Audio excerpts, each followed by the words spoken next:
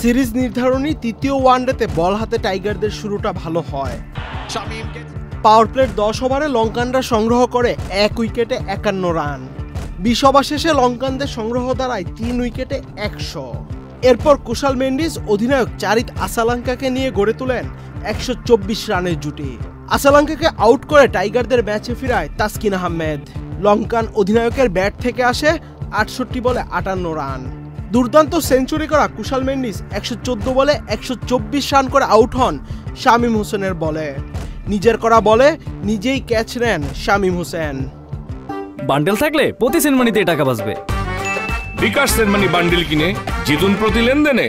এরপর লঙ্কানদের হয়ে ব্যাট হাতে কেউ খুব একটা সুবিধা করতে পারেনি।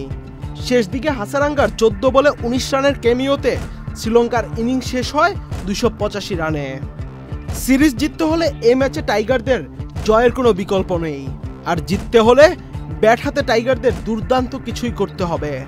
পালাকেল্লিতে পরে ব্যাট করা দলগুলো সবসময় সুবিধা পায়, কেননা সময়ের সাথে সাথে এ মাঠে বল ব্যাটে আসা শুরু করে।